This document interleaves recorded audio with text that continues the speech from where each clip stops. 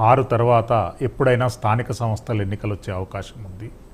వైఎస్ఆర్సీపీతో పాటు కూటమి పార్టీలన్నీ వాళ్ళు సమాయత్తమవుతున్నారు. వైఎస్ఆర్సీపీ ఎలాంటి ఏర్పాట్లు చేయబోసుకుంటారు? శశి గారు, ముందుగా మీకు ప్రైమ్ 9 టీవీ యాజమాన్యానికి, వీక్షిస్తున్న తెలుగు ప్రజలకి, ప్యానల్లో ఉన్నటువంటి పెద్దలకి శుభ సాయంత్రం.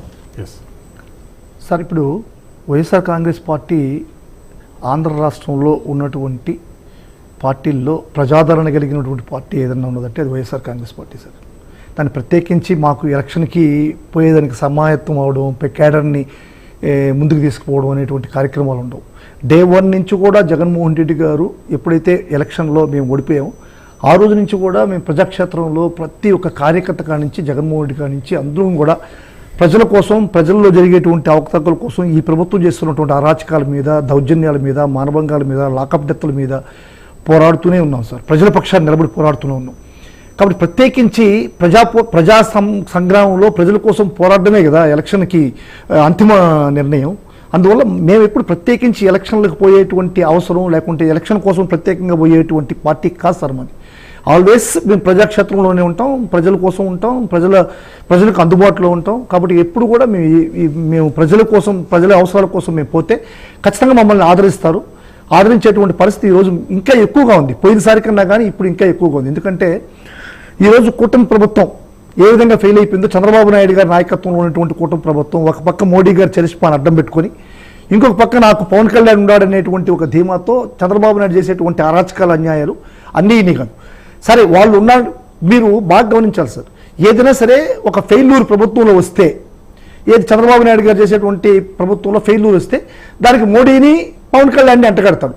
ఏదైనా సక్సెస్ వస్తే మాత్రం మోడీని, పవన్ కళ్యాణ్ని పక్కన పెట్టేసి ఈ సక్సెస్ రాదంటాడు. అదే ప్రక్రియ. ఏదన్నా వైఎస్ఆర్ కాంగ్రెస్ పార్టీని విమర్శించాలన్నా, వైఎస్ఆర్ కాంగ్రెస్ పార్టీని దూషించాలన్నా, వైఎస్ఆర్ కాంగ్రెస్ పార్టీపై దండయాత్ర చేయాలన్నా ఆ రోజు మాత్రం పవన్ కళ్యాణ్ ముందుకు తీసుకొచ్చి పురుగొల్పి వైఎస్ఆర్ కాంగ్రెస్ పార్టీ మీదకి పంపిస్తాడు. కానీ ఏదైనా సరే వాళ్ళకి అవసరాలు వచ్చినప్పుడు పవన్ కళ్యాణ్కి ప్రయారిటీ ఇస్తూ, పవన్ కళ్యాణ్ వల్ల ఇది వచ్చిందనేటువంటి పరిస్థితి ఎక్కడ కానీ తెలుగుదేశం పార్టీలో కానీ ఎక్కడ కానీ ఉండదు. ఈరోజు అదే పరిస్థితి ఇప్పుడు కొనసాగుతాను సార్. ఎందుకంటే ఈరోజు నిన్నటి రోజు లోకేష్ గారు, ఇది వాళ్ళ పార్టీ అంతర్గత వ్యవహారాలు, నేను మాట్లాడకూడదు కానీ ఈ డిబేట్లకు వచ్చిన తర్వాత ఒక వైఎస్ఆర్ కాంగ్రెస్ పార్టీ అనేటువంటి ఒక పార్టీ అనేటువంటిది మేము ప్రజాక్షేత్రంలో ఉన్నాం కాబట్టి, అది కూడా ప్రజాక్షేత్రంలో ఉండే పార్టీలు కాబట్టి వాళ్ళ యొక్క ఇది కూడా మేము మాట్లాడాల్సిన అవసరం ఉంది కాబట్టి నేను మాట్లాడుతున్నాను. ఇప్పుడు పవన్ కళ్యాణ్ గారికి 15% ఇస్తారన్నది ఒక యాంగిల్లో చెప్పాలంటే, ఆ రోజు 21 సీట్లతో సర్దుబాటు అయినటువంటి పవన్ కళ్యాణ్, అంటే 12%తో సర్దుబాటు అయినటువంటి పవన్ కళ్యాణ్కి ఈరోజు 15% లోకేష్ ఇస్తున్నారంటే అది హైక్ అనుకోవాలన్నా, లేకుంటే ఒక 3% ఎక్సెస్ చేశాడు పవన్ కళ్యాణ్కి అనుకోవాలా, లేకుంటే పవన్ కళ్యాణ్ యొక్క స్థాయికి అది సరిపోదనుకోవాలనేటువంటిది పవన్ కళ్యాణ్ గారు చెప్పాలి. కానీ పవన్ కళ్యాణ్ గారి తరపున నాదెళ్ల మనోహర్ గారు క్లియర్ కట్గా చెప్పేశాడు, ఇది మాకు చాలదు, ఇది మేము ఆ రోజు ఉన్నటువంటి పరిస్థితుల దృష్ట్యా మేము అడ్జస్ట్ అయ్యాం, ఈరోజు మా పరిస్థితి వేరు, మాకు ఇది చాలదు అన్నటువంటి ఒక ప్రతిపాదన వాళ్ళ కూటమిలో తీసుకెళ్లారు. అదేవిధంగా బీజేపీకి 5% అనేది కూడా, ఎందుకంటే ఈరోజు మీరు పాలన చేస్తున్నారంటే ఖచ్చితంగా బీజేపీ యొక్క సపోర్ట్తో చేస్తా, 5% ఇవ్వడం కూడా చాలా తక్కువ అనేటువంటిది నేను పర్సనల్గా ఫీల్ అవుతున్నా. ఇట్స్ నాట్ వైఎస్ఆర్సీపీ స్టాండ్, అదే నేను పార్టీ స్టాండ్ కదా సార్. నేను అందుకే ముందుగానే చెప్పాను ఇది వాళ్ళ ఇంత అంతర్గత విషయం అని. కానీ అంతర్గత విషయం అయినప్పుడు నాదెళ్ల మనోహర్ గారు పబ్లిక్ మీటింగ్లో ఏదైతే లోకేష్ గారు 80% అంతర్గతంగా అన్నప్పుడు వాళ్ళు ఒక లోకల్గా ఒక రూమ్లో కూర్చొని నీకు 80%, నీకు 15%, నీకు 5% అంటే ఎవరు మాట్లాడరు సార్. భారతదేశంలో, ఆంధ్రప్రదేశ్లో పుట్టిన ఒక బిడ్డగా, భారతదేశ పౌరుడిగా, ఆంధ్రప్రదేశ్లో ఉన్నటువంటి పౌరుడిగా వాళ్ళు పబ్లిక్ కెమెరా ముందుకు చెప్పినప్పుడు ఖచ్చితంగా నేను కూడా స్పందించాల్సిన బాధ్యత నాకు కూడా ఉంది. మనోహర్ గారు వచ్చి స్పందించారు.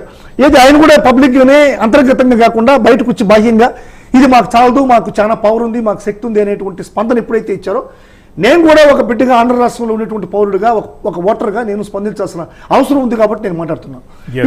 ఇప్పుడు నేను అడుగుతున్నాను సార్, ఇప్పుడు నాదెళ్ల మనోహర్ గారిని నేను అడుగుతున్నా, మీరు 12% కదా మీరు ఆ రోజు యాక్సెప్ట్ చేశారు, ఈ రోజు మీకు 15% ఇస్తున్నటువంటి ఈ యొక్క లోకేష్ గారిని ఎందుకు మీరు సమర్థించట్లేదు అని చెప్పి నేను నాదెళ్ల మనోహర్ని గారిని అడుగుతున్నా. మీరు ఆ రోజు మీరు ఒప్పుకోకూడదు, మీ బలం ఏంటి, మీ యొక్క ధైర్యం ఏంటి, మీ ఇదేంటి అనేటువంటిది ఖచ్చితంగా ఉండాలి. ఈరోజు నిజంగా జనసేన కార్యకర్తలకి, వీర మహిళలకి ఎంత అన్యాయం జరుగుతుందంటే అంత అన్యాయం జరుగుతుంది సార్. ఎందుకంటే 15% ఏంది సార్, వాళ్ళ చరిస్మాతో ఈరోజు రాజ్యపాలన చేస్తున్నట్టు చంద్రబాబు 15% ఇచ్చి వాళ్ళ క్యాడర్ని ఏ విధంగా దెబ్బతీస్తున్నాడు అనేటువంటిది మనం ఆలోచించాలి. దీనికి ఒక సినిమా ఇది చెప్పాలి సార్. విక్రమార్కుడి సినిమాలో మన బ్రహ్మానందం, రవితేజ ఇద్దరు ఒక దీంట్లో వచ్చి డబ్బులు పంచుకుంటారు సార్. డబ్బులు పంచుకునేటప్పుడు 26,000 వస్తే రవితేజ గారు 26,000ని రౌండ్ అప్ చేస్తే 20 అని చెప్పి 6,000 పక్కన పెట్టుకుంటాడు. సెకండ్ రౌండ్ లో మనం డీటెయిల్ గా డిస్కస్